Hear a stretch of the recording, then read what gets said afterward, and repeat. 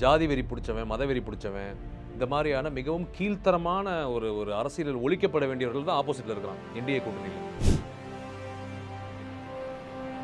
Simon Sebastian சீமானா இருக்கட்டும், அதுக்கடுத்து நம்ம நாம் தமிழர் கட்சி தம்பிகள், அதுக்கடுத்து ஜோசப் விஜய், அதுக்கப்புறம் தாவேகா அணில் குஞ்சுகள் தாவேகா. அப்போ இவங்க எல்லாருமே தமிழின துரோகிகள் என்னை பொறுத்தவரை. நீ ஒரு பாஜக ஆர்எஸ்எஸ் உடைய ஒரு வேட்டை நாய் போல நீ செயல்படுற. ஒன்று இவனுங்க மார்க்ஸ் ஏற்றுக்க மாட்டானுங்க, இல்லை அம்பேத்கர் ஏற்றுக்க மாட்டானுங்க, பெரியார் ஏற்றுக்க மாட்டானுங்க, இல்லை பெரியாரை ஏற்றுக்கு நாடகம் போடுவானுங்க, அம்பேத்கர் ஏற்றுக்க மாட்டானுங்க, ஆணவ படுகொலை கண்டிக்க மாட்டானுங்க, ஜாதிய ஆணவ படுகொலைகளை கண்டிக்க மாட்டானுங்க, ஜாதிய படுகொலைகளை கண்டிக்க மாட்டானுங்க. எழுச்சி தமிழர் தொல் திருமாவளவன் அவர்கள் தமிழ்நாட்டின் ஆகச்சிறந்த தலைவர், ஒரு வாழும் புரட்சியாளர், ஒரு போராளி. அவருக்கு கொள்கை கிளியரா இருக்கு. அவருக்கு அம்பேத்கரையும் பெரியாரையும் மார்க்சியம் இந்த ஜோனுக்குள்ள தான் நான் ஃபங்க்ஷன் ஆவேன். முதலில் எழுச்சி தமிழர் தொல் திருமாவளவன் அவர்கள் மீது விமர்சனம் வைப்பதற்கு சீமானுக்கோ தம்பிகளுக்கோ என்ன அணில் குஞ்சுகளுக்கோ அணிலுக்கோ அப்புறம் தாவேகாக்கோ தற்கூரி விஜய்க்கு எந்த தகுதியும் கிடையாது. இது யாருமே அவரை பற்றி பேச தகுதி கிடையாது. பார்வையாளர்களுக்கு வணக்கம். இன்னைய நேர்காணலில் நம்ம சந்திக்க போகிறது உச்சநீதிமன்ற வழக்கறிஞர் காஸ்ட்ரோ அவர்கள். வணக்கம் சார். வணக்கம். வணக்கம் சார். இன்றைக்கி அரசியல் பரபரப்பாக போயிட்டுருக்கு. தேமுதிக என்டிஏ கூட்டணிக்கு போவாங்களா இல்லை இந்தியா கூட்டணிக்கு போவாங்களான்னு ஒரு மாதிரி ஊசல் அடிக்கிட்டே இருந்தாங்க. இப்போ அவங்க திமுக கூட்டணிக்கு தான் போவேன்ற மாதிரி நிரூபிச்சிருக்காங்க. இந்த மூவ் எப்படி இருக்குது சார்? இல்லை, எனக்கு திமுக கூட்டணி பலமடையணும். என்னுடைய பார்வை என்பது இந்தியா கூட்டணியும் திமுக கூட்டணியும் தமிழ்நாட்டில் பலமடையணும். தந்தை பெரியாருடைய திராவிட கருத்தியல் வெல்லணும், திமுக வெல்லணும், திராவிட மாடல் வெல்லணுன்றது என்னுடைய கருத்து. அதுக்கு பலம் சேர்க்கும் விதமாக யார் வந்தாலும் நம்ம அதை வரவேற்கணும். அது சரியான மூவ். அது அரசியலில் இப்போ வேற ஆப்போசிட் மூவ் பண்ணால் அது தற்கொலை முடிவு. இப்போ அதிமுக, பிஜேபி, ஆர்எஸ்எஸ், என்டிஏ கொத்தடிமைகள் கூட்டணின்னு ஒன்று இருக்குல்ல. அதிமுக கொத்தடிமை, சூத்திரனுங்க, பிராமண கொத்தடிமைங்க, ஜாதி வெறி பிடிச்சவன், மதவெறி பிடிச்சவன், இந்த மாதிரியான மிகவும் கீழ்த்தரமான ஒரு அரசியலில் ஒழிக்கப்பட வேண்டியவர்கள் தான் ஆப்போசிட்டில் இருக்கிறான் என்டிஏ கூட்டணியில். அதில் போனீங்கன்னா அது தற்கொலை முடிவு தான். அது மட்டும் இல்லாமல் அந்த என்டிஏ, பாஜக, ஆர்எஸ்எஸ், மோடி, அமித்ஷா, பார்ப்பன கும்பல், நாக்பூர், ஆர்எஸ்எஸ் உடைய பி டீமாக சில பேர் இருக்கானுங்க. சைமன் செபஸ்டியன் சீமானா இருக்கட்டும், அதுக்கடுத்து நம்ம நாம் தமிழர் கட்சி தம்பிகள், அதுக்கடுத்து ஜோசப் விஜய், அதுக்கப்புறம் தாவேகா அணில் குஞ்சுகள் தாவேகா. அப்போ இவங்க எல்லாருமே தமிழின துரோகிகள் என்னை பொறுத்தவரை. இந்த கூட்டணிக்கு ஒருத்தன் போனால் அது தற்கொலை முடிவு, அது தமிழினத்துக்கு செய்யக்கூடிய துரோகமாக நான் பார்க்குறேன். அப்போ திமுக கூட்டணிக்கு யார் வந்தாலுமே நான் அதை ஒரு பலமாக தான் நான் பார்க்குறேன். நீங்கள் எந்த கட்சிகள் வந்தாலும் அது ஒரு பலம் தான் என்னை பொறுத்தவரை. ஆனால் இப்போ விஜய் நீங்கள் தமிழின துரோகி அப்படின்ற மாதிரியான இடத்துக்குள்ள வைக்கிறீங்க. ஆனால் அவர் இப்போ தொடர்ந்து ஒரு கொள்கை எதிரியாக பாஜக முன்னிறுத்திக்கிட்டே தானே இருக்காரு. இல்லை, நான் என்ன சொல்கிறேன்னா, நீ பாசிசம் பாயாசம் பேசுவ, நீ கொள்கை எதிரிலாம் பேசுவ. ஆனால் நீ திமுகவையும் அரசியல் எதிரியாக திமுக பார்க்குற, அரசியல் எதிரியான திமுகவை தான் நீ எப்போவுமே மேடையில் பேசிகிட்டு இருக்கிற, திட்டிகிட்டு இருக்கிற. நீ ஒரு பாஜக ஆர்எஸ்எஸ் உடைய ஒரு வேட்டை நாய் போல் நீ செயல்படுற. ஏன்னா உன்னை இயக்குவது யார் என்பது எனக்கு நல்லா தெரியும். ஆர்எஸ்எஸும் பாஜகவும் மயிலாப்பூர் துக்குல குருமூர்த்தி ஐயர் தான் விஜயை இயக்குறாரு. ஏன்னா விஜய் நான் என்ன கேட்குறேன்னா, தைரியமான ஆளாக இருந்தால் விஜய் நான் சவால் விடுறேன் இந்த நேர்காணல் மூலியமாக.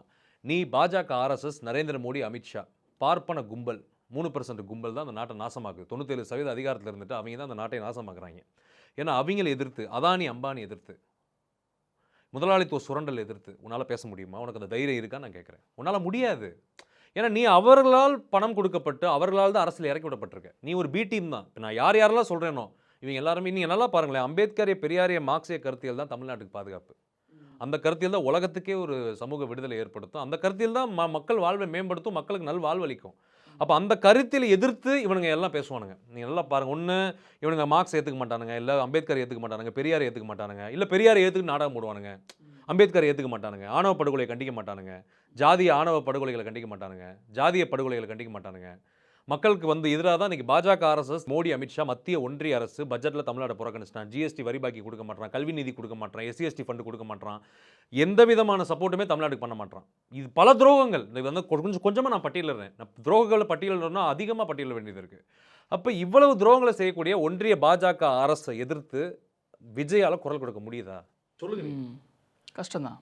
அப்போ இன்றைக்கி திராவிட மாடல் தான் தமிழ்நாட்டை பாதுகாக்குது. தந்தை பெரியாருடைய திராவிட கருத்தியலும் திராவிட மாடலும் திராவிட கோட்பாடும் கொள்கையும் தான் இன்றைக்கி தமிழ்நாட்டை பாதுகாத்துக்கிட்டு இருக்கு. அதை ஒருத்தர் சிதைக்க வர்றான்னா நீங்கள் நல்லா பாருங்கள். இப்போ நான் யாரெல்லாம் சொன்னேனோ, இந்த என்டிஏவும் பாஜகவும் ஆர்எஸ்எஸும் அதிமுக கொத்தடிமைகளும் இந்த பி டீம்கள் என்டிகேவாக இருக்கட்டும், டிவிகேவாக இருக்கட்டும், இவங்க எல்லாருமே பெரியார் அட்டாக் பண்ணுவாங்க. அம்பேத்கரை ஏற்றுக்க மாட்டாங்க. புரியுதா உங்களுக்கு? புரட்சியாளர் அண்ணல் அம்பேத்கர் ஏற்றுக்க மாட்டான், ஓப்பனாக ஏற்றுக்க மாட்டான். அதை நீங்கள் பாயிண்ட் டு பி நோட்டட். அதுக்கப்புறம் மார்க்ஸை பேசவே மாட்டாங்க. மார்க்ஸ்னா இவங்க யாருனே தெரியாது முதல்ல. அப்போ இப்படிப்பட்ட இவர்களை வைத்துக்கொண்டு நம்ம எப்படி நல்லாட்சி எதிர்பார்க்க முடியும்? இவங்களை வந்து எப்படி நம்ம அரசியல் களத்தில் ஒழிக்கப்பட வேண்டும் நான் சொல்கிறேன். இப்போ வந்து நீங்கள் வந்து திமுக கூட்டணி வந்து வலுவடையணும் அப்படின்னு இப்போ சொல்லியிருந்தீங்க. பாமகவுடைய ராமதாஸ் அணி வந்தால் இன்னும் கொஞ்சம் வலுவடையும் அப்படின்னு சில பேர் கருதுறாங்க. ஆனால் அதே இடத்துல பாமக வந்ததுன்னா விசிக அங்கேருந்து வெளியே போகும் அப்படின்ற ஒரு சூழல் இருக்குது. அதை நம்ம எப்படி புரிஞ்சுக்கலாம்? தோழர், என்னை பொறுத்தவரை வந்து ஜாதி வெறி பிடித்தவர்கள், மதவெறி பிடித்தவர்கள், ஜாதிய ஒருத்தன் ஜாதிய மணலில் இருப்பவன், ஜாதிய தீவிரவாதம், மத தீவிரவாதம், ஜாதி பயங்கரவாதம், மத பயங்கரவாதம், இவைகள் ஒழிக்கப்பட வேண்டும். இதை எவன் தூக்கி பிடிச்சாலும் அவர்களை நம் கூட்டணியில் வைக்கக்கூடாது என்னை பொறுத்தவரை. ஏன்னா தமிழன் என்றாலே வந்து திராவிடன் என்றாலே வந்து சாதின்னு ஒன்று இருக்காதுங்க. புரியுதா உங்களுக்கு? இப்போ ராமதாஸையும் பாமகவையும் அவங்க ஆரம்ப வரலாறு, அவங்க அம்பேத்கர் சிலையை திறந்தாங்க, அவங்க ஒரு காலத்தில் மார்க்ஸ், பெரியார், அம்பேத்கர் பேசினாங்க, முற்போக்கு பாதையில் வந்தாங்க, பாட்டாளின்னு பேர் வச்சார். அவர் வந்து பார்த்தீங்கன்னா வந்து திருமாவளவனோடு பயணமானார். அதெல்லாம் ஒரு பக்கம் இருக்கட்டும். இன்று அவர் எப்படி இருக்கிறார்? எவ்வளவு தவறுகளை செஞ்சுருக்கிறார், எவ்வளோ மோசமான காரியங்களை பண்ணியிருக்கிறார் தமிழ் சமூகத்துக்கு. ஏன்னா எப்படி சொல்கிறதுனா தோழர், இந்த தமிழ் சமூகத்தில் தலித் அல்லாத அமைப்பு உருவாக்கணும். ஆர்எஸ்எஸ் பாஜகவோட அப்படியே சோஷியல் இன்ஜினியரிங் அப்ளை பண்ணுது. ஏன்னா அதுக்கடுத்து வந்து பட்டியல் சமூகத்துக்கு எதிராக அவர் செய்த வேலை. ஏன்னா அதுக்கடுத்து வந்து பிற்படுத்தப்பட்ட சமூக இளைஞர்களை வந்து கொம்பு சீவி விட்டது பட்டியல் சமூகத்துக்கு எதிராக. ஏன்னா இதெல்லாம் எவ்வளோ பெரிய தமிழின துரோகங்கள். இதெல்லாமே துரோகிகள். இவங்க எல்லாருமே துரோகிகள் தான். இவர்கள் அனைவரையுமே நான் தயவுசெய்து வந்து நான் ஒரு அரசியல்வாதிகளாவோ தலைவர்களாக நான் பார்க்கறது கிடையாது. என்னையை பொறுத்தவரை நல்லா புரிஞ்சுக்கோங்க. எழுச்சி தமிழர் தொல் திருமாவளவன் அவர்கள் தமிழ்நாட்டின் ஒரு ஆகச்சிறந்த தலைவர், ஒரு வாழும் புரட்சியாளர், ஒரு போராளி. புரியுது உங்களுக்கு? அவருக்கு வந்து கொள்கை கிளியராக இருக்கு. அவருக்கு அம்பேத்கரையும் பெரியாரையும் மார்க்சியம் இந்த ஜோனுக்குள்ள தான் நான் ஃபங்க்ஷன் ஆவேன். அதுதான் தமிழ்நாட்டுக்கு தேவை, உலகத்துக்கு தேவை, இந்தியாவுக்கு தேவை. ஏன்னா அப்போ அந்த கோட்பாடில் விசிகாவும், விசிகா தோழர்களும், விசிகா தொண்டர்கள், விசிகாவில் இருக்க எல்லாருமே இயங்குறாங்க. நீங்கள் விசிகாவில் சாதாரண ஒரு தொண்டன் கூட வந்து பார்த்தீங்கன்னா அம்பேத்கரும் பெரியாரையும் மார்க்சியம் பேசுகிறாங்க. அந்தளவுக்கு அறிவாக இருக்கிறாங்க, அந்தளவுக்கு அவரை பண்படுத்தி இருக்காரு. பெரும் கூட்டம் இருக்குது அவர்கிட்ட. ஆனால் அந்த கூட்டத்தை வந்து அவர் எஜுகேட் பண்ணியிருக்காரு. எஜுகேட், அகிடேட், ஆர்கனைஸ்ன்ற முறையில் அறிவை கொடுத்துருக்கிறாரு. அவங்கள ஒழுக்கப்படுத்தி பண்படுத்தி வச்சிருக்கிறாரு. அப்போ அப்படிப்பட்ட அவர்கள் களமாடுகிறார்கள். இந்தியா கூட்டணி, திராவிட முன்னேற்ற கழகத்தோட கூட்டணி வைத்து களமாடுகிறார்கள். அங்கே வந்து ராமதாஸுக்கோ பாமகக்கோ ஜாதி வெறி, மதவெறி எலமெண்ட்டை நம்ம அலோ பண்ணக்கூடாது. கதவுகள் அடைக்கப்பட வேண்டும் அப்படிப்பட்ட சக்திகளுக்கு. ஏன்னா அவர்கள் வந்து ஜனநாயக முறைப்படி இயங்க மாட்டார்கள். அவர்களுக்கு இங்கே பாருங்க, நல்லா புரிஞ்சுக்கோங்க. இந்த கும்பலுக்குலாம் வந்து பணம், பதவி, அதிகாரம் தான். இவனுங்களுக்கு வந்து வேற எதுவும் மக்கள் பணி, மக்கள் தொண்டுலாம் அவங்களுக்கு தெரியாது. ஏன்னா இன்னைக்கு எழுச்சி தமிழர் திருமாவளவர்கள் மக்கள் தலைவர். மக்களுக்கு தொண்டு செய்யக்கூடிய ஒரு தலைவராக இருக்கிறாரு. எல்லா சமூக மக்கள் நல்லா புரிஞ்சுக்கோங்க. விசிகாவோ, எழுச்சி தமிழர் திருமாவளவர்களோ, விசிகா தொண்டர்களோ, தோழர்களோ பறையர் சமூகம் அப்படின்னு நீங்கள் சொல்லாதீங்க. எஸ்சின்னு சொல்லாதீங்க தயவு செய்து. நீங்கள் அப்போ அந்த சமூகத்துக்கான கட்சி நீங்கள் சொல்லாதீங்க. அவர்கள் தமிழகத்திற்கான கட்சி, தமிழர்களுக்கான கட்சி, அனைத்து சமூக மக்களுக்கான கட்சி. இன்னைக்கு எல்லா சமூகத்துக்கான தலைவராக தான் வந்து எழுச்சி தமிழர் திருமாவளவர்கள் இருக்கிறாரு. பிற்படுத்தப்பட்ட சமூகமாக இருக்கட்டும், பட்டியல் சமூகமாக இருக்கட்டும், இளைஞர்கள், மாணவர்கள், சிறுபான்மையின சமூகம், ஏழை எளிய ஒடுக்கப்பட்ட, தாழ்த்தப்பட்ட, பிற்படுத்தப்பட்ட, நலிந்த, விளிம்புநிலை சாமானிய மக்களுடைய ஒரு நம்பிக்கை நட்சத்திரமாக வந்து இன்னைக்கு எழுச்சி தமிழர் திருமாவளவர்கள் விசிகா கட்சி இருக்குது. இன்னைக்கு அந்த கட்சி ஜனநாயக கட்சி ஆயிடுச்சு. எல்லாருக்கும் பொதுவான கட்சி ஆயிடுச்சு நிற்குது. அதை நீங்கள் வந்து ஒரு பட்டியல் சமூக கட்சின்னு தயவுசெய்து முத்திரை கொடுத்தாதீங்க தயவுசெய்து நீங்கள் அதை. அப்போ அந்த கட்சி என்பது அது வந்து தேசிய லெவலில் இன்னைக்கு களமாடிட்டு இருக்கு. ஆர்எஸ்எஸ் பாஜகவை எதிர்த்து இந்தியாவிலே களமாடக்கூடிய ஒரே இயக்கம் விசிகாவும் எழுச்சி தமிழர் திருமாவளவர்கள் தான். அப்போ அப்படிப்பட்ட ஒரு அப்பலுக்கற்ற ஒரு தலைவன், வாழ்க்கையவே தியாகம் பண்ண ஒரு தலைவன். அப்போ அவர் இருக்கக்கூடிய ஒரு கூட்டணியில் வந்து நீங்கள் ராமதாஸையோ ஜாதி வெறி, மதவெறி எலமெண்ட்டை நீங்கள் உள்ளே கொண்டு வரது என்பது விசிகாவும் ஏற்றுக்கொள்ளாது, எழுச்சி தமிழர் திருமாவளவனும் ஏற்றுக்கொள்ள மாட்டார், நானும் ஏற்றுக்கொள்ள மாட்டேன். மனித நேயத்தை விரும்புகிறவன் எவனும் ஏற்றுக்க மாட்டான். அப்போ இந்த கும்பல்களை நாம் வந்து இரக்கமே நம்ம காமிக்கக்கூடாது. என்னை பொறுத்தவரை இவர்களுக்கு இரக்கம் நாம் காமிக்கக்கூடாது. இவர்களை ஒழித்து கட்ட வேண்டும் என்பது தான் என்னுடைய இது. ஏன்னா எவ்வளோ துரோகிகள் பாருங்கள். இவனுங்கெல்லாம் இன்னைக்கு வாழ்க்கையில் முன்னேறியதற்கு காரணமே அம்பேத்கரை, பெரியாரிய, மார்க்சிய கருத்தியல் தான். இந்த இவனுங்க எல்லாருமே நான் சொல்கிறேன். இந்த என்டிஏல இருக்கிறவன், பாஜக ஆர்எஸ்எஸ்ல இருக்கிறவன், அதிமுக கொத்தடிமையிலிருந்து இந்த தாவேகா இருக்கட்டும், அனில் குஞ்சா இருக்கட்டும், தம்பிகளாக இருக்கட்டும், சைமன் செபஸ்டினா இருக்கட்டும், எல்லாருமே இன்னைக்கு ராமதாஸ்லேருந்து இவங்க எல்லாம் வந்து பிற்படுத்தப்பட்டவர்கள், ஒடுக்கப்பட்டவர்கள் தான். புரியுது? இவனுங்க எவனும் வந்து பார்த்தீங்கன்னா உயர்ந்த சாதியும் கிடையாது. அவனுங்களும் இவனை ஏற்றுக்க மாட்டானுங்க. ஏன்னா பொருளாதாரத்துலேயும் இவனுக்கு பெரும் வாழ்க்கையில் இவனும் உயர்ந்தவனு கிடையாது. இந்த கருத்தியல் தான் இவங்களுக்கு அடையாளத்தை கொடுத்து, கருத்து சுதந்திரத்தை கொடுத்து, ஜனநாயகத்தை கொடுத்து, அரசியல் செய்ய வச்சு இவங்களை உயர்த்தி இருக்கு. ஆனால் அந்த கருத்தியலுக்கே இவங்க துரோகம் பண்ணுறானுங்க பாருங்க. இது எவ்வளோ பெரிய விஷயம் தெரியுமா தோழர்? இது சாதாரண விஷயமே கிடையாது. இது இன்னைக்கு பிரபாகரன் அவர்களுக்கு வந்து மேதகு பிரபாகரன் அவர்களுக்கு எப்படி கருணா போய் ராஜபக்சோட சேர்ந்து துரோகம் பண்ணா, அது மாதிரி இவனுங்க எல்லாம் சேர்ந்து நரேந்திர மோடியோட கைக்கூட்டா இருந்து, அமித்ஷாவோட கைக்கூட்டா இருந்து தமிழ் இனத்துக்கு துரோகம் பண்ணுறாங்க. எவ்வளோ பெரிய துரோகம்! என்னால் இதை ஜீரணித்துக் கொள்ள முடியவில்லை. அதுதான் நான் எல்லா ஊடகத்தையும் நான் கதறேன். குமுறல், என்னோட மன குமுறல் என்னன்னா எவ்வளோ பெரிய துரோகம் நடந்துட்டு இருக்கு கண்ணு முன்னாடி. இன்னைக்கு இந்த களத்திலையும் பாருங்க, தமிழ்நாடு முதலமைச்சர் மு.க. ஸ்டாலினும், துணை முதலமைச்சர் அண்ணன் உதயநிதி ஸ்டாலினும், திமுகவும், எழுச்சி தமிழர் திருமாவளவர்களும், விசிகா மட்டும்தான் களத்தில் உண்மையாக அந்த தமிழ் மக்களுக்காக, தமிழ் சமூகத்துக்காக, தமிழர்களுக்காக நிற்கிறாங்க. தமிழ் மொழிக்காக, தமிழ் நாட்டை பாதுகாக்க, அந்த மண்ணை பாதுகாக்க நிற்கிறாங்க. கம்யூனிஸ்டுகள் நீங்கள் எடுத்துக்கலாம், சிபிஐ, சிபிஎம், இவங்கெல்லாம் நிற்கிறாங்க, உண்மையாக நிற்கிறாங்க, களமாடுறாங்க, தன்னலமற்ற தியாகத்தோடு களமாடுறாங்க. அப்போ இதுதான் தமிழ்நாட்டுக்கு தேவை, இதுதான் என்னுடைய பார்வை. இப்போ மக்கள் தலைவர் அப்படின்ற ஒரு டேமை பயன்படுத்துனீங்க இப்போ எழுச்சி தமிழர் வந்து. இப்போ அவரு அதனாலேயே அவர் தொடர்ந்து குறிவைக்கப்பட்டே இருக்காரா? இப்போ வந்து ஆதவ அர்ஜுனா வந்து 20 பேர் தான் அவங்க கட்சியில இருக்காங்கன்ற மாரி சொல்றது. அதே இடத்துல தொடர்ந்து அந்த அந்த அந்த மாதிரியான ஆட்கள் வந்து சொல்லிக்கிட்டே இருக்காங்க. இப்போ மற்ற கட்சிகள்லாம் இருக்கு கூட்டணியில், திமுக கூட்டணியில். இப்போது மதிமுகவோ இடதுசாரிகளோ அவங்களுக்கு இந்த விமர்சனம் வரதில்லை. விசிகா தொடர்ந்து திமுக கூட்டணியில் இருக்கிறதுனால அவங்க திமுகவுக்கு துணை போயிட்டாங்க, திமுகவோட கொத்தடிமை அப்படின்ற ஒரு கருத்து வந்துக்கிட்டே இருக்குது. இதை நம்ம எப்படி புரிஞ்சுக்கலாம்? தோழர், எழுச்சி தமிழர் தொல் திருமாவளவர்கள் வந்து நீங்கள் அவர் வந்து எப்படி சொல்றதுன்னா, ஒரு கருத்தியலின் அடையாளமாக, கருத்தியலின் குறியீடாக தான் நீங்கள் அதை பார்க்கணும் அவரை. அவர் வந்து ஒரு நடமாடும் அம்பேத்கர், ஒரு நடமாடும் மார்க்ஸ், ஒரு நடமாடும் பெரியார். இப்போ நம்ம காலத்தில் சமகாலத்தில் வந்து ஒரு புரட்சியாளர், நீங்கள் ஒரு மாபெரும் ஒரு போராளியை பார்க்கணும், ஒரு உண்மையான மக்கள் தலைவர் நீங்கள் பார்க்கணும்னா நீங்கள் அவரை தான் போய் பார்க்கணும், வேறு யாருமே கிடையாது. புரியுது உங்களுக்கு? அந்த மாதிரி தியாகமும் அந்த மாதிரி போராளித்தனமும் 24 மணி நேரம் மக்களுக்காக பணி செய்யக்கூடிய தலைமை எவனுமே கிடையாது. அப்போ இவங்களுக்கு என்னன்னா, இது வந்து என்ன, அந்த கருத்தியலை சிதைக்கிறதுக்கு தான் அவரை அவங்க டார்கெட் பண்ணுறாங்க. அந்த கருத்தியலை வந்து நீர்த்து போக வைக்கணும். ஏன்னா அந்த கருத்தியலால தான் தமிழை முன்னேறான், படிக்கிறான், வேலைக்கு போகிறான், சம்பாதிக்கிறான், பொருளாதாரத்தில் உயர்றான், நல்ல ஒரு லிவிங் ஸ்டாண்டர்டுக்கு வர்றான், அறிவாக கேள்வி கேட்குறான், போராட்டம் பண்ணுறான், கருத்து சுதந்திரமாக பேசுகிறான். புரியுது உங்களுக்கு? தமிழன் உயர்ந்தது காரணமே அந்த கருத்தியல் தான். அப்போ இந்த கருத்தியலுடைய மிகப்பெரிய ஒரு போராளியாக இன்னைக்கு வந்து இந்தியாவில், உலகத்திலே வந்து எழுச்சி தமிழர் தொல் திருமாவளவர்கள் இருக்கிறார். தமிழக அளவில், உலக அளவில் நான் சொல்லுவேன்.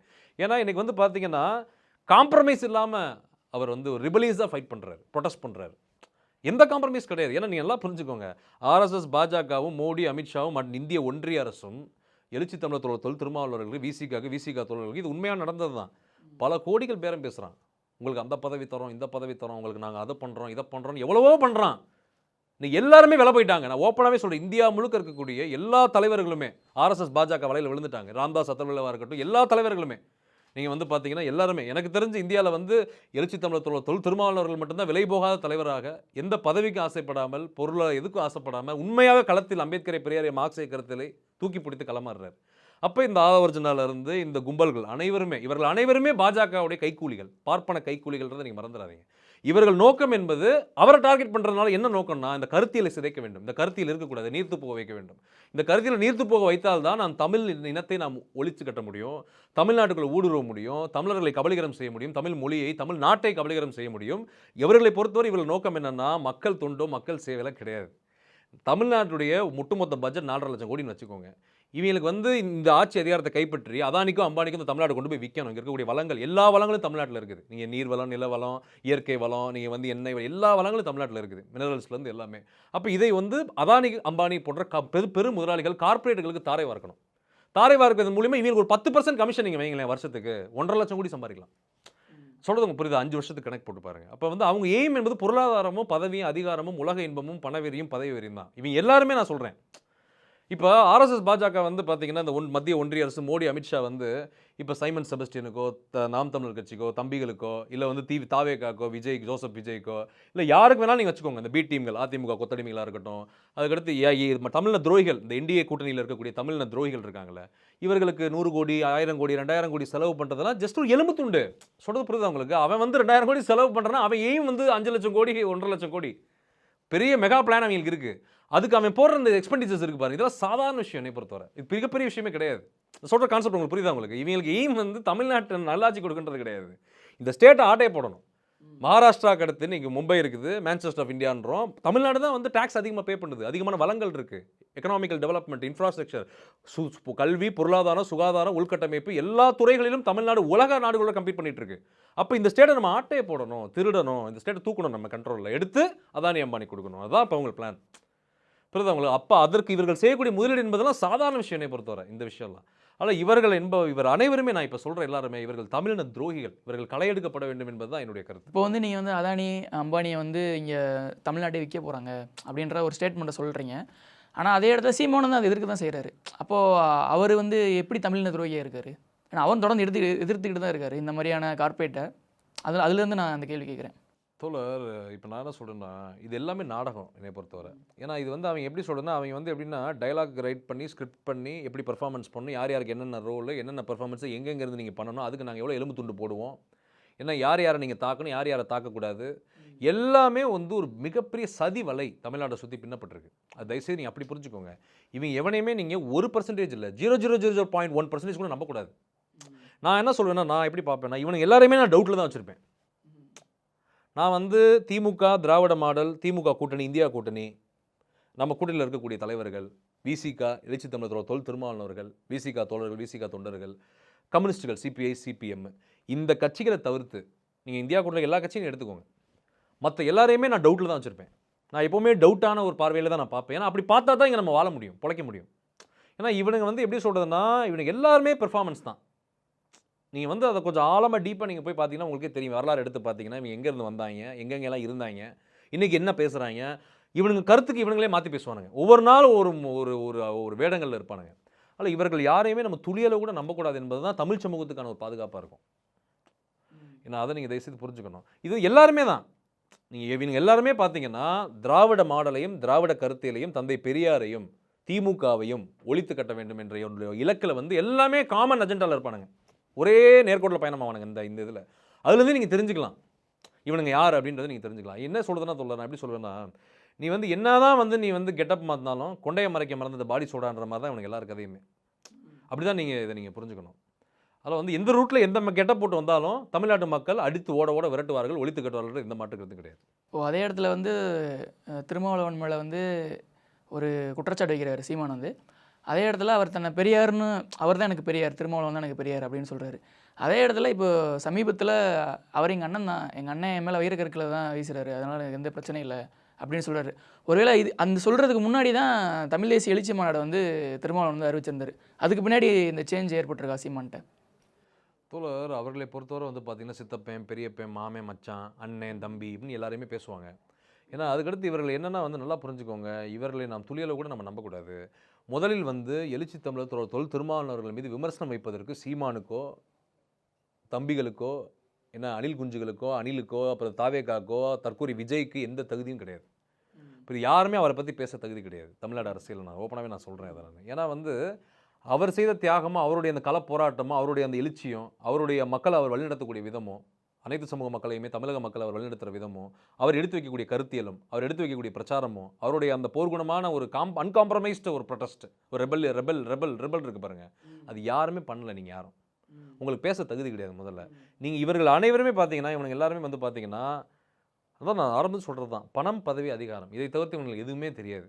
கருத்தியல், கொள்கை, தத்துவம், கோட்பாடு, மக்களுக்கு உண்மைத்தன்மையாக நம்ம இருக்கணும், இந்த மக்கள் வந்து நம்ம நம்புறாங்க, இவங்க நம்ம ஏமாற்றக்கூடாது, குறைந்தபட்ச நேர்மை, குறைந்தபட்ச நியாய தர்மங்கள் கூட இவங்க வந்துட்டு இருக்காது.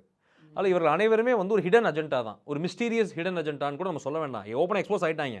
எல்லாம் ஆர்எஸ்எஸ் பாஜகவுடைய பிள்ளைகள்ன்றதில் எக்ஸ்போஸ் ஆகிட்டாங்க. ஏன்னா அதனால் வந்து நான் என்ன சொல்கிறேன்னா, இவர்களை வந்து நம்ம வந்து எந்த விதத்துலையுமே நம்ம நம்பக்கூடாது. இவர்கள் அப்புறப்படுத்தப்பட வேண்டும் கூட நான் சொல்ல மாட்டேன், ஒழிக்கப்பட வேண்டும் நான் சொல்லுவேன்.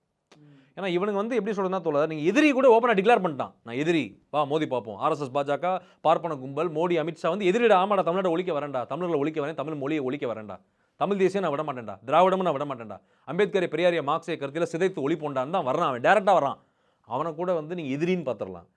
கூடயே தமிழ் இனத்துக்குள்ளேயே இருந்துக்கிட்டு, உங்கள் பக்கத்து வீட்டில் இருந்துக்கிட்டு, உங்கள் கூடயே சுற்றி இருந்துட்டு உங்களுக்கு எதிராக துரோகம் பண்ணுறான் பாருங்க. துரோகிக்கு என்றைக்குமே மன்னிப்பு கிடையாது. புரியுதா உங்களுக்கு? புரியுது. நம்ம எதிரியே ஒழிச்சு கட்டுறது முடிவில் தான் நம்ம இருக்கிறோம்.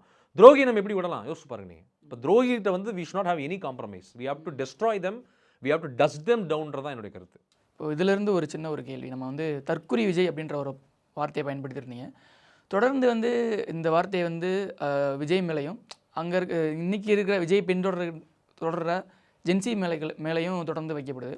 அவங்க வந்து அரசியல் படுத்தப்படலை அப்படின்ற ஒரு விமர்சனம் வந்து ஜென்சி கிட்ஸ் மேலே நமக்கு இருக்குது. இந்த அரசியல் படுத்தப்படாததுக்கும் ஒரு வகையில் திராவிட இயக்கங்கள் தான் காரணம், இல்லை அம்பேத்கர் இயக்கங்கள் சரியாக வேலை செய்யலை அப்படின்ற ஒரு கேள்வி இருக்குது. இதை நீங்கள் எப்படி புரிஞ்சுக்கிறீங்க? அம்பேத்கரின், பெரியாரின், மார்க்சிய கருத்தியல், தத்துவம், கொள்கை, கோட்பாடு உங்கள் எல்லாருக்கும் தெரியுமா? அது எந்த முறையில் அது இயங்கும்? அதோட இயங்கு தளம் என்ன? தமிழ்நாடு அரசியலில் சாதி ஒழிப்பு, சமூக நீதி, சுயமரியாதை, பெண் விடுதலை, மூடநம்பிக்கை ஒழிப்பு, பார்ப்பன எதிர்ப்பு, தமிழ்நாடு அரசியல் இயங்குதளமே இதுதான். அனைத்து சமூகத்திற்கான வளர்ச்சி, எல்லாருக்கும் எல்லாம் கிடைக்க வேண்டும், சமத்துவ, சமூக நீதி, தமிழ் தேசியம் தான் திராவிடம். இப்படி இவ்வளோ கோட்பாடு நான் சொல்கிறேன். அதுக்கடுத்து வந்து தந்தை பெரியாரும், அம்பேத்கரும், மார்க்ஸையும் நம்ம எந்த இடத்துலையுமே நம்ம வந்து ஒரு தலைவனை கூட நம்ம விட்டுறக்கூடாது. இவர்கள் மூவரையுமே நாம் பிடித்து கொண்டால் தான் நம்ம மனித சமூக விடுதலை அடைய முடியும். நீங்கள் எல்லாருக்கும் எல்லாம் கிடைக்கும், ஒரு பொது உடைமை சமூகத்தை படைக்க முடியும், ஒரு நல்ல ஒரு சமூகத்தை நம்ம உருவாக்க முடியும். இந்த இதில் இவங்க நிலைப்பாடு என்ன?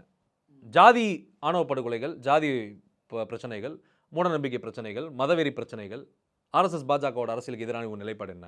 அதுக்கடுத்து வந்து பெண்கள் சமூகமான பிரச்சனைகளுக்கு உங்கள் நிலைப்பாடு என்ன? இளைஞர்கள், ஜென்சி, மாணவர்கள் இவங்களுடைய தேவைகளுக்கு ஒரு வேலை வாய்ப்பாக இருக்கலாம், ஒரு கல்வியாக இருக்கலாம், ஒரு பொருளாதார சுதந்திரமாக இருக்கலாம், இதில் இவங்க நிலைப்பாடு என்ன? இவர்களுடைய அரசியல் திட்டம் என்ன? கொள்கை திட்டம் என்ன? பொருளாதார திட்டம் என்ன? ஐடியாலஜிக்கல், எக்கனாமிக்கல், பொலிட்டிக்கல், சோஷியல், இதை நீங்கள் சேர்த்துக்கோங்க. இவர்களுக்கு இன்னும் திட்டம் இருக்குது. இவர்கள் இதை பற்றி ஏதாவது பேசுகிறாங்களா? இதுலேருந்து நீங்கள் தெரிஞ்சுக்கலாம். இவர்கள் தற்கூரின்றது நான் ஏன் அந்த வார்த்தையை பயன்படுத்துகிறேன்னா, தற்கூரி என்பது வந்து நான் வந்து யாரையும் வந்து தனிமனித தாக்குதல் தேவையில்லாம நான் பண்ண மாட்டேன். அவச்சொல் நான் சொல்ல மாட்டேன். யாரையும் புண்படுத்துகிற நோக்கம் என்னோடது கிடையாது. ஏன் தற்கூரின்னு சொல்கிறேன்னா, உனக்கு எதுவுமே திசை தெரியாமல் நீ பயணமாயிட்டு இருக்க. அதுவும் உன்னோட ரசிகர்கள் என்னென்ன கூத்து பண்ணுறான்னு நான் வெளிப்படையாக நான் பேச விரும்பலை. அது ரொம்ப அருவருக்கத்தக்க விஷயமா இருக்குது, ரொம்ப கீழ்த்தரமானதாக இருக்குது. அப்போ அவர்களை நீங்கள் கண்டிக்கிறீங்களா? அவர்களை வழிநடத்துறீங்களா? கல்விக்கு போங்க, ஸ்கூலுக்கு போங்க, காலேஜுக்கு போங்க, பொருளாதாரத்தில் மேம்படுங்க, குடும்பத்தை பாருங்கள், மனைவி பிள்ளைகளை பாருங்கள், உங்கள் அப்பா அம்மா பாருங்கள், தொழிலை பாருங்கள், உங்கள் கெரியர் ப்ரொஃபஷனை பாருங்கள். அந்த மாதிரி ஏதாவது ஒரு கைடன்ஸ் நீங்கள் பண்ணுறீங்களா? சொல்லுங்கள். நீங்கள் ஏதாவது ஒரு வளர்ச்சியை நோக்கி நீங்கள் உங்களோட சிந்தனைகள் இருக்குதா? முற்போக்கு சிந்தனை இருக்கா? பகுத்தறிவு சிந்தனை இருக்கா உங்ககிட்ட? அறிவியல் சார்ந்த சிந்தனை இருக்கா? ஒரு ஒரு ஒரு ஒரு ஒரு புதுமை உலகத்தை நம்ம படைக்கணுன்ற ஒரு ஒரு சிந்தனை உங்கள்கிட்ட இருக்குதா? எதுவுமே உங்கள்கிட்ட கிடையாது. அதில் தான் நான் சொல்கிறேன், நீங்கள் தற்கூரி, நீங்கள் திசை தெரியாமல் பயணம் மாறும். எதுக்கு எடுத்தாலும் நான் எம்ஜிஆரை மாறுவேன், நான் அண்ணாவா மாறுவேன், நான் ஜெயலலிதா மாறுவேன், நான் கலைஞராக மாறுவேன். இது வாயில் என்னாலுமே பேசலாம் தோழர். இப்போ நான் வந்து இந்த நேர்காணலில் ஏன் நான் வந்து ஒரு கருத்தியல் அடிப்படையில் நேர்காணல் நான் கொண்டு போகிறேன்னா, கருத்தியல் சமகால அரசியல் தான் நான் கொண்டு போயிட்டு இருக்கேன். ஏன்னு கேளுங்க, கருத்தியலும் அறிவும் சமகால அரசியலும் எஜுகேஷன் தான் நமக்கு மேட்ரு. அதுதான் இந்த இளைஞனையும் மாணவர்களையும் தமிழ் சமூக மக்களையும் இந்த சமூகத்தில் இருக்க அனைவரையும் போய் சேரணுன்றது என்னுடைய கருத்து. அப்போ இந்த மாதிரி பேசக்கூடிய தன்மை ஏன் தற்கூரி விஜய்கிட்ட இல்லை, நாம் தமிழர் கட்சி சைமன் செபஸ்டியன்ட்ட இல்லை, தம்பிகள்கிட்ட ஏன் இல்லை, அனில் குஞ்சுகள்கிட்ட ஏன் இல்லை, அதிமுக கொத்தடிமைகள் எவனாவது ஒருத்தர் இந்த மாதிரி பேசுகிறானா? இது யார் பேச முடியும்னா, அம்பேத்கரையும் பெரியாரையும் மார்க்சியத்தை ஏற்றுக்கொண்ட தலைவர்களாலையும் சமூக செயற்பாட்டாளர்களாலையும் அந்த சிந்தனையை ஒத்து இருக்கக்கூடியவங்களால இந்த மாதிரி பேச முடியும், மக்கள் பிரச்சனைகளை அட்ரஸ் பண்ண முடியும். அது இவங்களுக்கு யார்ட்டையுமே இல்லை. அதான் பெரிய பிரச்சனை. ஒருவேளை அந்த கூட்டங்கள் எல்லாமே பெரியாரே, அம்பேத்கர், மார்க்ஸை எல்லாம் படிக்க ஆரம்பிச்சிட்டா அங்கேருந்து இங்கிட்டு வந்துருவாங்கன்ற ஒரு பயம் அவங்களுக்கு இருக்கும். தோழர், இவங்கெல்லாம் எதுகை முனையில் பேசுறது, வாய்ஸ் ரைஸ், இப்போ நான் கூட தான் பேசலாம், எல்லாருமே பேசலாம். இன்றைக்கி ஒன்றும் இல்லை, எழுச்சி தமிழர் தொல் திருமாவளவனோட உரைகள் நீங்கள் கேளுங்க. தினம் நான் கேட்குறேன், டெய்லி வந்து ஒரு 1 மணி நேரம் 2 மணி நேரம் எங்கேயாவது பேசியிருப்பார் தமிழ்நாடு முழுக்க அவர் சுற்றுப்பயணத்தில். அந்த உரைகள் எவ்வளவு அறிவு சார்ந்ததாக இருக்குது, புத்தகம் சார்ந்ததாக இருக்குது, கல்வி சார்ந்ததாக இருக்குது, அம்பேத்கரை, பெரியாரை, மார்க்சிய கருத்தில் எப்படி தூக்கி பிடிக்குது, அதன் மூலியமாக நம்ம எவ்வளோ நாலேஜ் கெயின் பண்ணுறோம், எவ்வளோ நமக்கு நம்ம வந்து ஒரு பட்டை திட்டப்படுறோம் நல்ல வழியில், ஒரு எப்படி நம்ம சமூகத்தில் நம்ம செயல்படணும்னு நமக்கு ஒரு கருத்தியல், ஒரு புத்தகமாக இருக்குது அவரோட உரைகள். அவரோட உரைகளே புத்தகம் தான் என்னை பொறுத்தவரை.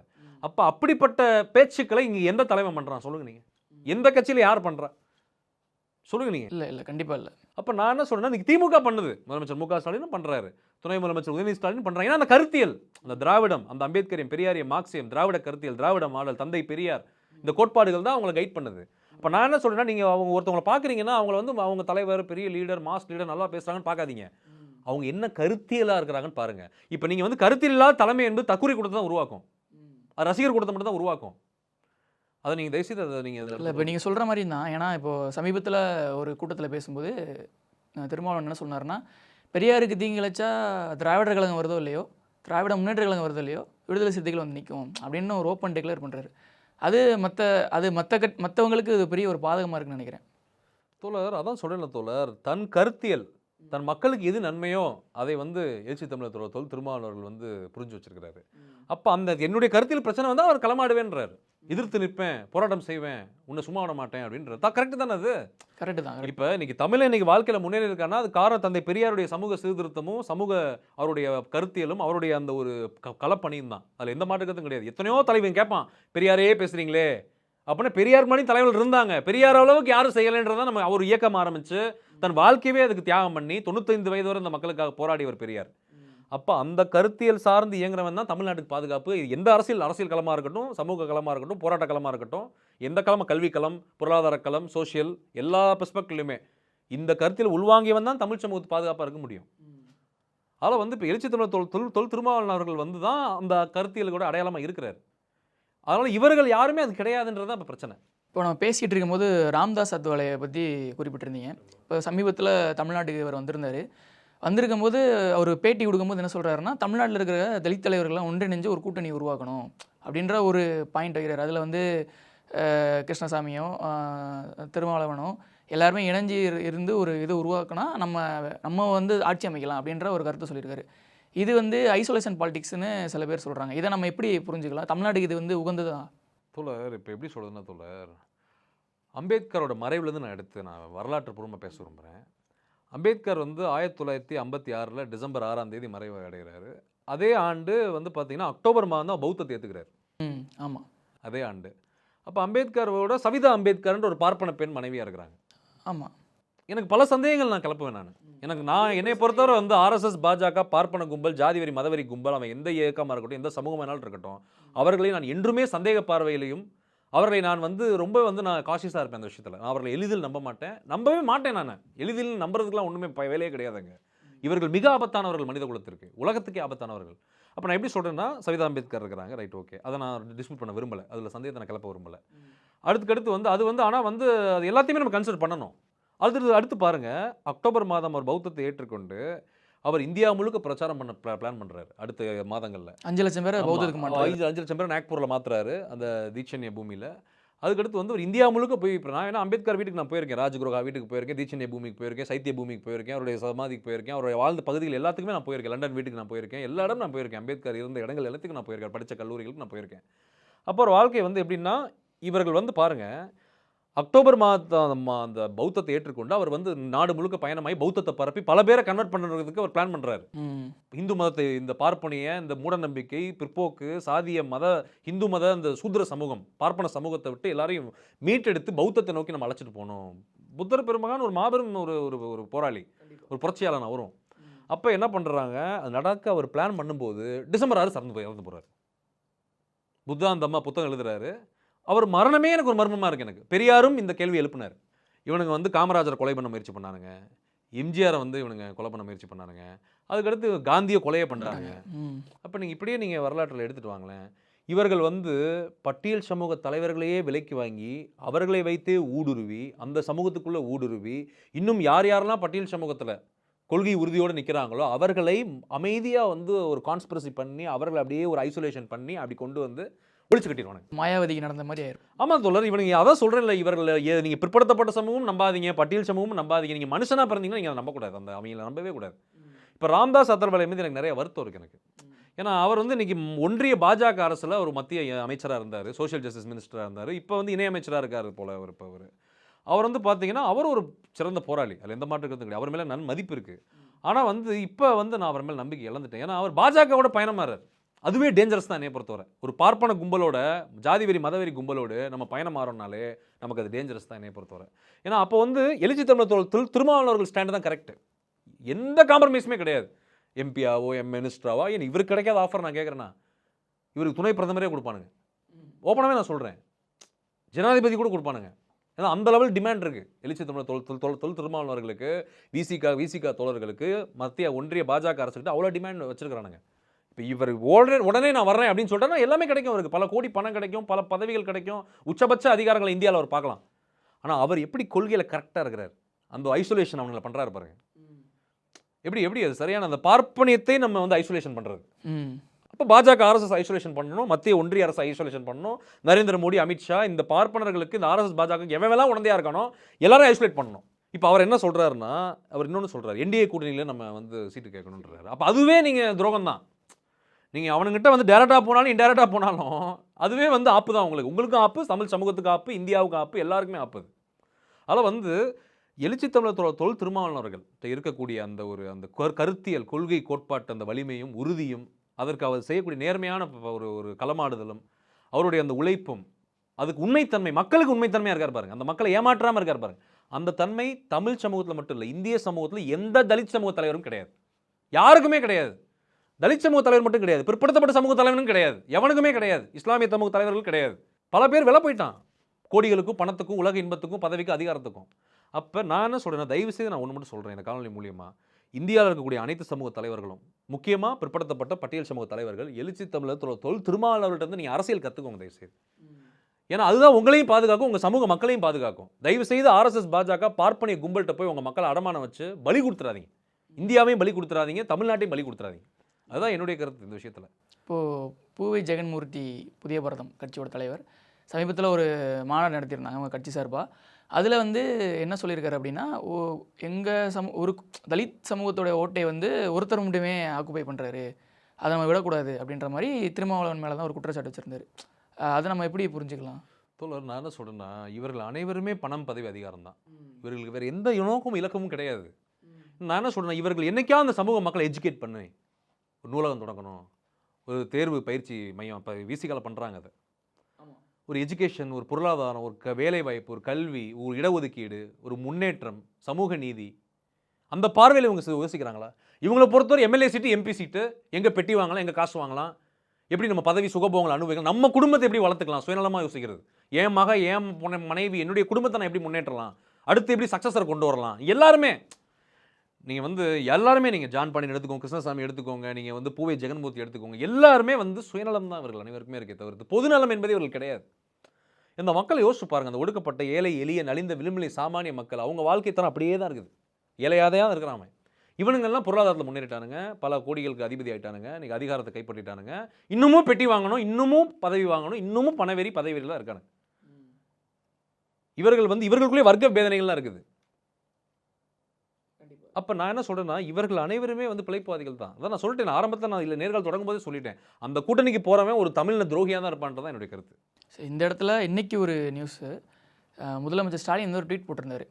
அதில் என்னென்னா, மகாராஷ்டிராவில் பிற்படுத்தப்பட்ட முஸ்லீம்களுக்கான இடஒதுக்கீட்டை பாஜக அரசு நீக்கியிருக்கு அப்படின்னு, தொடர்ந்து இந்த மாதிரியான மத வெறி விஷயங்கள் பண்ணிக்கிட்டு இருக்காங்க அப்படின்னு சொல்லியிருக்காரு. இதை நம்ம எப்படி புரிஞ்சுக்கலாம்? அவங்களுக்கான ஒரு வகையில் முஸ்லீம் ஓட்டு தேவைப்படுது, அதே இடத்துல அவங்க நீக்கவும் செய்கிறாங்க.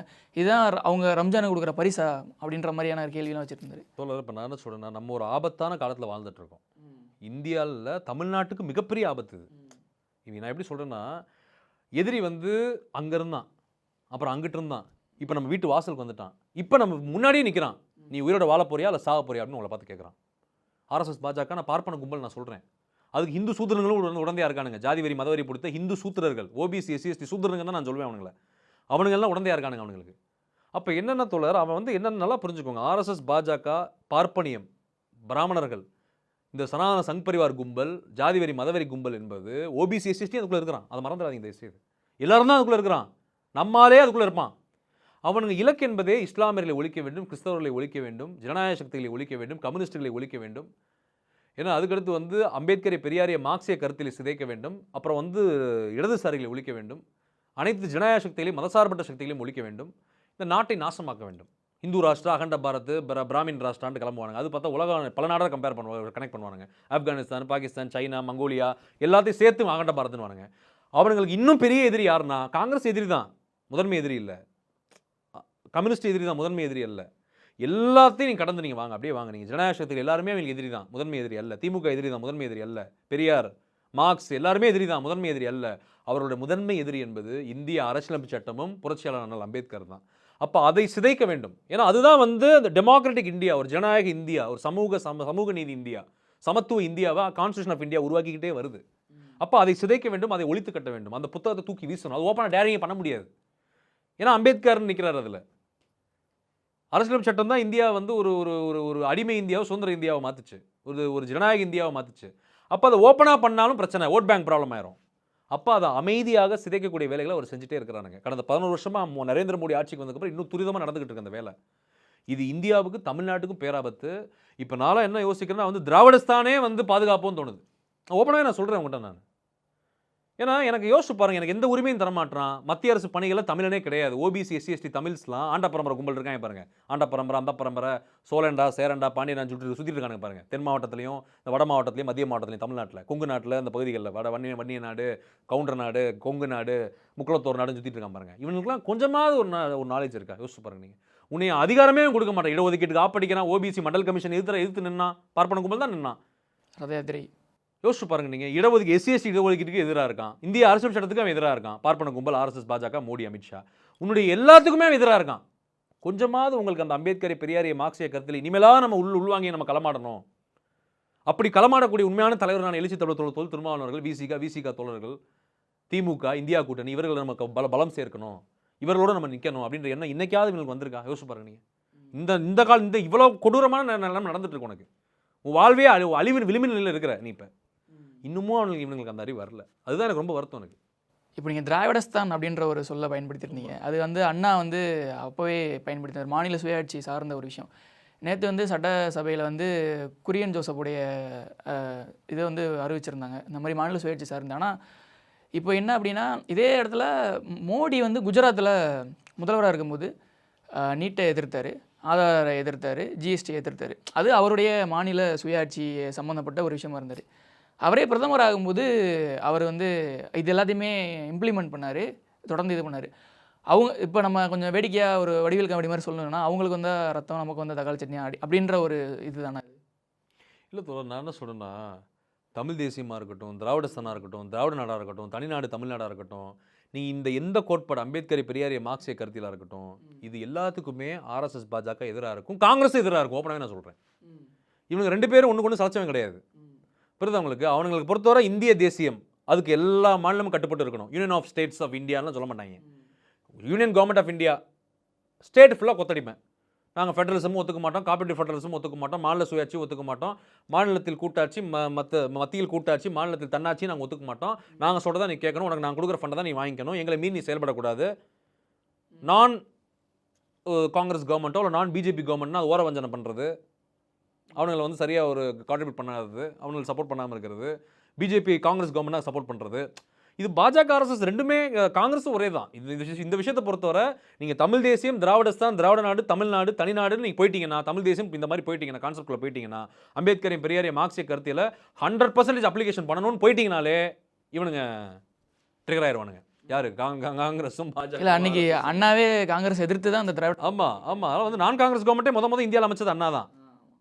புரியுது உங்களுக்கு? அப்போ வந்து என்னென்னா, அதான் சொல்கிறேன் இல்லை, இவர்கள் நம்ம இதுலேயுமே நம்ம முழுமையாக நம்ம ஏற்றுக்கொண்டு பயணமாக முடியாது.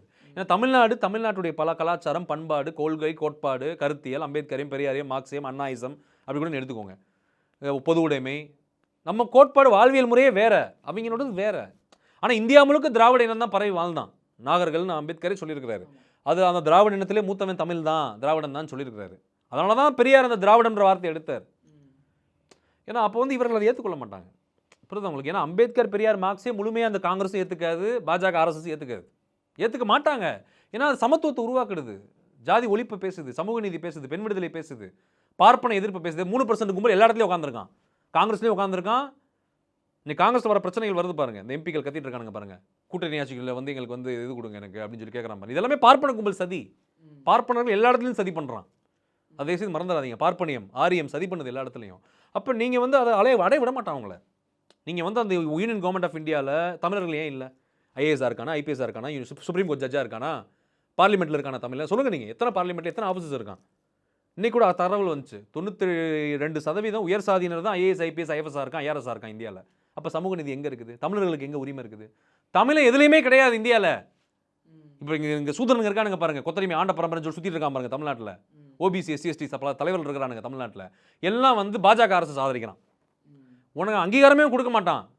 புரியுதா உங்களுக்கு? அதனால் வந்து நான் என்ன சொல்கிறேன்னா, இந்தியா எப்போவுமே தமிழ்நாட்டுக்கு எதிராக செயல்பட்டுருக்கு, தமிழர்களுக்கு எதிராக செயல்பட்டுருக்கு.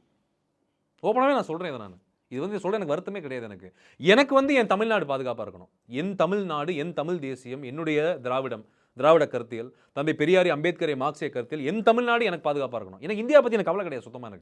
எனக்கு தேவையே இல்லை எனக்கு அது. ஏன்னா நான் வந்து சுப்ரீம் கோர்ட் ஆஃப் இந்தியாவில் ப்ராக்டிஸ் பண்ணால் கூட அங்கே வந்து தமிழனாக தான் அவன் நம்மளை பார்க்குறான். சவுத் இந்தியன், மெட்ராசி அப்படி தான் பார்க்குறான். அப்போ எனக்கு அது தேவையில்லைன்றேன் நான். என் தமிழ்நாடு நல்லா இருக்குது, என் தமிழ்நாட்டிலே கூட நான் இருந்துக்குவேன். எனக்கு சென்னையே எனக்கு போதும், என் தமிழ்நாடு மண் எனக்கு போதும். அப்போ நான் என்ன சொல்கிறேன், இந்த கருத்தியல் பாதுகாக்கப்பட வேண்டும். அதுதான் தமிழ்நாட்டுக்கு பாதுகாப்பு, அம்பேத்கரை பெரியாரை மார்க்சிய கருத்தியல். இதனால் மட்டும்தான் மாநில சுயாட்சி தேவையா, இல்லை தொடர்ந்து இப்போது கவர்னருக்கும் தமிழ்நாடு அரசுக்கும் ஒரு டக் ஆஃப் போயிட்டுருக்கு? இப்போ மட்டும் இல்லை, இப்போது 2018 கிட்டத்தட்ட பேரறிவாளனுடைய ரிலீஸ்க்கு வந்து அன்னைக்கு இருந்த ஏடிஎம்கே கவர்மெண்ட் வந்து ஒப்புதல் அளித்தாலுமே ஒரு 2.5 வருஷம் அந்த கவர்மெண்ட் ஆளுநர் வந்து அதை தள்ளி போட்டார். அதே மாதிரி இப்போது நடக்கிற சில விஷயங்களையும் ஆளுநர் வந்து லேட்டாக அனுப்புறது, அப்புறம் அதை வந்து இது பண்ணுறது. இப்போ ஆளுநருக்கும் கிட்டத்தட்ட பிஜேபியுடைய ஒரு அவரை நம்ம போஸ்ட்மேன் கூட நம்ம சொல்லலாம் இல்லையா? இப்போ இந்த 2 பேருக்கும் டக் ஆஃப் போயிட்டு இருக்கிறனால இன்றைக்கி மாநில சுயாட்சியோட தேவை ரொம்ப வலுத்து இருக்கா? தோழர் எப்படி சொல்கிறதுனா, தோழர் கவர்னர் என்பதே யூரோப்பியன் கான்செப்ட், கவர்னரே யூரோப்பியன் கான்செப்ட். ஆனால் அது உட்காந்துட்டு என்ன, நம்ம ராஜ்பவனில் 100 ஏக்கர் இடத்துல உட்காந்துக்கிட்டு தமிழ் இனத்தை பேசுறது, தமிழ்நாட்டை பேசுறது, தமிழ் மக்களை இழிவுபடுத்தி பேசுறது, திராவிட மாடல் இழிவுபடுத்தி பேசுறது, வள்ளலாரை இழிவுபடுத்துறது, பெரியாரை இழிவுபடுத்துறது, மார்க்ஸை இழிவுபடுத்தி பேசுறது, வரிசையாக தமிழ்ல துரோகமான கருத்துக்கள் தான். தமிழினத்துக்கு எதிரான, தமிழ் மக்களுக்கு எதிரான, தமிழ்நாடு அரசுக்கு எதிரான கருத்துக்கள் தான், திராவிட மாடல், திராவிட கருத்தியலுக்கு எதிரான கருத்துக்கள் தான். நீங்கள் அந்த கவர்னருடைய பீகாரை நீங்கள் போய் பாருங்கள், நீங்கள் எவ்வளவு மோசமாக இருக்குது. பின்தங்கி, கல்வி இல்லை, வேலைவாய்ப்பு இல்லை, பொருளாதாரம் இல்லை, சுதந்திரம் இல்லை, 90% ஏழையாக வறுமையில் வாழ்ந்துட்டு இருக்கான். OBC, SC, ST. அங்கே இன்னும் ஜாதிய கட்டமைப்பு இருக்குது. நீங்கள் பார்ப்பனர்கள் வீடு தான் அங்கே பூசப்படணும், சூத்திரன் வீடு பூசக்கூடாது. ஓப்பனாக நான் சொல்கிறேன், நான் பார்த்துருக்கேன் பீகார் பாட்னாவில் போய். நான் அப்போ நான் என்ன சொல்கிறேன்னா, இவங்களுக்கு தமிழ்நாட்டை பற்றி பேச என்ன தகுதி இருக்குன்னு நான் கேட்குறேன். இப்போ மாநில சுயாட்சி ஒத்துக்க மாட்டாங்க தோழர் இவங்க மாநில சுயாட்சியை ஒத்துக்கவே மாட்டாங்க. மத்தியில் கூட்டாட்சி ஒத்துக்குவாங்க. ஆனால் மாநிலம் வந்து அடிமையாக இருக்கணும். நல்லா புரிஞ்சுக்குவோம். தமிழ்நாடு எவ்வளோ வளங்களை இந்தியா கொடுத்துட்டு இருக்கு, எவ்வளோ அறிவை கொடுத்துக்கிட்டு இருக்கு தமிழ்நாடு, எவ்வளவு ஜிஎஸ்டி கொடுக்குது, எவ்வளவு இன்கம் டேக்ஸ் கொடுக்குது, எவ்வளவு ஃபண்டு கொடுக்குது, அள்ளி கொடுக்குறாங்க தமிழ்நாடு. ஆனால் நீங்கள் ரிட்டர்ன் எவ்வளோ கொடுக்குறீங்க? எங்ககிட்ட வந்து யானை அளவு வாங்கிட்டு எறும்பளவு கூட எங்களுக்கு கொடுக்க மாட்டீங்க திரும்ப. இப்போ நான் என்ன சொல்கிறேன்னா, தயவு செய்து இந்திய ஒன்றியத்தை, இந்திய மத்திய அரசை பற்றியோ நீங்கள் தேசிய கட்சிகளே வேண்டாம். இவர்களை பற்றி நம்ம பேசுவதால் நமக்கு என்ன பயன்? இவர்கள் என்ன செஞ்சாங்க நமக்கு? நீங்கள் இன்னைக்கு திமுகவோ, திராவிட மாடலோ, திராவிட கருத்தியலோ, தந்தை பெரியாரோ, இந்தியா கூட்டணியோ, இங்கே இருக்கக்கூடிய இந்தியா கூட்டணி கட்சிகள் மதிமுக, சிபிஐ, சிபிஎம், விசிக, எழுச்சி தமிழர் தொல் திருமாவளவர்கள், முதலமைச்சர் மு க ஸ்டாலின், துணை முதலமைச்சர் உதயநிதி ஸ்டாலின், இவர்களாலேயோ தமிழ்நாட்டுக்கு ஏதோ பயன் இருக்கு. இந்த தமிழ் சமூக மக்களுக்கு ஏதோ செய்கிறாங்க. அவனுக்கு எதுவுமே செய்ய மாட்டானுங்க. இப்போ பாருங்க, இந்த காங்கிரஸ் எவ்வளோ பிரச்சனை பண்ணிட்டு இருக்கான் பாருங்க. உட்காந்துக்கிட்டு நான் வந்து எங்களுக்கு கூட்டணி ஆட்சியில் எங்களுக்கு இடம் கொடுங்க, ஆட்சியில் ஒரு பங்கு வேணும், அது வேணும், இது வேணும் பேசுகிறானே. நான் என்ன கேட்குறேன்னா, இவனுக்கு எல்லாருமே ஆர்எஸ்எஸ் பாஜக பார்ப்பன கைக்குலிகள் தான்.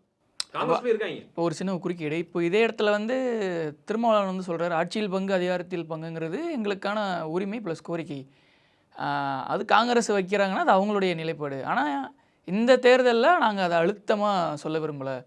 தமிழ்நாட்டுக்கு வந்து அந்த இது வந்து இந்த தேர்தலில் வந்து சரியாக பொருந்தாதுன்னு அப்படி சொல்கிறாரு. ஆனால் தொடர்ந்து காங்கிரஸ் முன்னிறுத்திட்டு தான் இருக்காங்க. ஆனால் அதே இடத்துல அமைச்சரவையிலையுமே இங்கே திமுக அமைச்சரவையில் விசிக இடம் பெறணும்னு சொல்லி குரல் கொடுக்குறது விசிகாரங்களா இல்லை, ஆனால் காங்கிரஸ்காரங்களா இருக்காங்க இந்த இடத்துல. இந்த மூவ் எப்படி இருக்குது? இந்த டாக்டிக்ஸ் எப்படி பார்க்கலாம்? தோழர், நான் என்ன சொல்கிறேன்னா, எழுச்சி தமிழர் தொல் திருமாவளவர்கள் வந்து மக்களின் முதல்வராக இருக்கிறார் ஏற்கனவே. புரியுதா உங்களுக்கு? அவர் முதலமைச்சர் பதவிக்கோ எந்த அமைச்சர் பதவிக்கோ ஆசைப்படுறவர் கிடையாது. ஆனால் நான் என்ன சொல்லுவேன்னா, எனக்கும் ஒரு ஆசை இருக்குது. ஒரு பட்டியல் சமூகத்தை சேர்ந்தவர், முக்கியமாக எழுச்சி தமிழர் தொல் திருமாவளவர்களுக்கு முதலமைச்சராக தகுதி இருக்குது. ஆனால் இந்த சமூகம் ஜாதிய கட்டமைப்பில் இயங்குது, ஜாதியாக தான் பார்க்கும். இது பிற்போக்கு சமூகம், பார்ப்பன இந்து சூத்திர சமூகம், மூட நம்பிக்கை சமூகம், ஏற்றத்தாழ்வு சமூகம், வர்க்க பாலின இன மொழி ஜாதி ஏற்றத்தாழ்வு சமூகம். இதில் வந்து அது அது அது மெய்ப்படுமான்றதே எனக்கு சந்தேகமாக இருக்குது. எனக்கு தேர்தல் அரசியல்ங்கிறது ஜாதி அரசியல் ஒட்டி தான் இருக்குது. அதான் நான் சொல்கிறேன்ல, இப்போ வந்து எல்லா தகுதியுமே அவர் இருக்குது. ஆனால் இந்த சமூகம் அதை ஏற்றுக்கொள்ளாது. அதுதான் பிரச்சனைங்க. நீங்கள் மாயாவதி உத்தரப்பிரதேச ஏற்றுக்கிட்டது பெரிய விஷயம், புரியுதா உங்களுக்கு? நீங்கள் சொல்கிறது உங்களுக்கு. ஆனால் வந்து அவருக்கு எல்லா தகுதியுமே இருக்குது. ஆட்சி அதிகாரத்தில் பங்கு கேட்குற உரிமைகள் இருக்குது. ஆனால் அது ஒரு காலம் வரும்போது அது நடக்கும். அது கண்டிப்பாக அதற்கான சூழல் மாறும், களம் மாறும், கண்டிப்பாக அது நடக்கும். ஆனால் நல்லா புரிஞ்சுக்கோங்க, அந்த கோரிக்கையை எழுச்சி தமிழர் தொல் திருமாவளவர்கள் விசிக வச்சா கூட அவங்க பக்குவமாக நடந்துக்கிறாங்க. இன்றைக்கி நம்ம தேவை என்ன? பொது எதிரியான ஆர்எஸ்எஸ் பாஜக ஒழிக்கணும், திராவிடத்தை பாதுகாக்கணும், திமுக பாதுகாக்கணும், மீண்டும் ஆட்சி அதிகாரத்தில் முதலமைச்சர் மு க ஸ்டாலின் அவர்களை அமர வைக்கணும். அவங்க வந்து நல்லா புரிஞ்சுக்கோங்க, அவங்களுக்கு ஒரு டிமாண்ட் இருக்குது, ஒரு ரெக்வஸ்ட் இருக்குது, ஒரு விதமான ஒரு இலக்கு இருக்குதா இருந்தால் கூட எப்படி செயல்படுறாங்க களத்தில்? காங்கிரஸ் நீ எப்படி செயல்படுற? 70 ஆண்டு கால இந்தியாவை ஆண்ட கட்சி நீ எப்படி செயல்படுற? விசிக எப்படி செயல்படுது? எழுச்சி தமிழர் தொல் திருமாவளவன் எப்படி செயல்படுறாரு? அந்த அரசியல் பக்குவம், அதுதான் நான் சொல்கிறேன். நீங்கள் இவ்வளோ பெரிய எம்பியாக இருக்கிறீங்க, நீங்கள் வந்து 70 ஆண்டு கால கட்சியில் இருக்கிறீங்க, மூத்த தலைவனாக இருந்தேன், நான் அதாக இருந்தேன், முன்னாள் மத்திய அமைச்சராக இருந்தேன், அதெல்லாம் பேசுகிறீங்கல்ல. எழுச்சி தமிழர் தொல் திருமாவளவன் இருக்கக்கூடிய பக்குவம் உங்கள் யார்ட்டையாவது இருக்குதா? யோசிச்சு பாருங்க. நீங்கள் அவர் வந்து டிமாண்ட் வைக்கிறாரு, கோரிக்கைலாம் வைக்கிறாரு, பேசுகிறாரு, அதிகாரத்தில் பங்கு எல்லாமே பேசுவார். ஆனால் இன்று நம்ம அரசியல் களத்தில் இன்று நம்ம தேவை இமீடியட் நீட் என்னன்றதை அவர் புரிஞ்சு வச்சிருக்காரு. காலப்போக்கில் காலம் கனியும், அது நடக்க வாய்ப்பு இருக்கிறது. இந்த ஜாதிய சமூகத்தில் வந்து பார்த்தீங்கன்னா அது வந்து ரொம்ப ஒரு பெரிய, எனக்கே அந்த ஆசைகள் இருக்குது. ஆனால் அது நடக்குமான்றது இந்த சமூகம் அதை விடாது. ஏன்னா இங்கே நிறைய ஜாதி வரி பிடிச்சோம், மத வரி பிடிச்சவன் இருக்கான், அவன் இதை எதிர்த்து பெரிய களமாடுவான். இப்போ நீங்கள் சொன்ன மாதிரி தான். இப்போ வன்னியரசு விசிகாவோட வன்னியரசு என்ன சொல்லாருன்னா, ஒரு பத்திரிகை பேட்டியில் ஒன்று சொல்லியிருந்தார், எங்களுக்கு அமைச்சரவையில் இடம் வேணும், அமைச்சர் பதவி வேணுன்றதை வந்து காங்கிரஸ் முடிவு பண்ண வேண்டாம், அதை எங்கள் தலைவர் வந்து கண்டிப்பாக கேட்டு வாங்குவார், அது எங்களுக்கு உரிமை இருக்குது, எங்களுக்கு துணிச்சல் இருக்குது, மற்றவங்க எங்களுக்கு வந்து இலவச அறிவுரை வழங்க வேணாம் அப்படின்னு ஓப்பனாகவே டிக்ளேர். இல்லை அதுதான் சொல்லல, பக்குவத்துக்கும் தக்குரிக்கும் அதான் வித்தியாசம். புரியுது உங்களுக்கு? அதான் நிறைய தக்குரிகள் காங்கிரஸ்லேயும் சரி எல்லா தளத்துலையும் தக்குரிகள் இருக்கிறான். ஏன்னா அது வந்து அதான் சொல்கிறேன்ல, அதான் நான் சொல்கிறேன், நீங்கள் அரசியல் கற்றுக்கோங்க. எழுச்சி தமிழர் தொல் திருமாவளவர்கள்ட்ட விசிக தோழர்கிட்ட வந்து அரசியல் நீங்கள் கற்றுக்கோங்க. நீங்கள் வன்னியரசு அவர்கள் எப்படி பேசுகிறாரு, அந்த கட்சியுடைய நிர்வாகி துணை பொதுச் செயலாளர் எப்படி பேசுகிறாரு, அப்போ அந்த மாதிரி பக்குவம் உங்கள் யார்ட்டையுமே இல்லை. அதான் பிரச்சனை. அவங்க இப்போ இந்த கரண்ட்டில் என்ன நமக்கு தேவைன்றதை புரிஞ்சு வச்சுருக்காங்க. இன்றைக்கி நம்ம எதில் களமாடணும்? நம்முடைய இலக்கு என்ன? ஆர்எஸ்எஸ் பாஜகவை வீழ்த்த வேண்டும், என்டிஏவை வீழ்த்த வேண்டும், ஜாதிவெறி மதவெறி கும்பலை வீழ்த்த வேண்டும், ஐடி இடி சிபிஐயில் பயந்து ஓடி உட்காந்துருக்காம அந்த கூட்டணியில், இவர்களை நாம் வீழ்த்த வேண்டும், தமிழ்நாட்டை பாதுகாக்க வேண்டும், திராவிட முன்னேற்ற கழக ஆட்சியை வர வேண்டும், முதலமைச்சர் மு க ஸ்டாலின் வரணுன்றதெல்லாம் கிளியராக இருக்கிறாங்க. அதுதான் இப்போ அதான் பெரிய விஷயம், அப்ரிஷியேட் பண்ணணும் நம்ம அதை. ஏன்னா இவனுங்கிட்ட அதெல்லாம் கிடையாது. இவ்வளோ நேரம் எங்களோட கேள்விகளுக்கு வந்து உங்களோட தெளிவான பதிலை சொன்னீங்க. ரொம்ப நன்றி சார். நன்றி.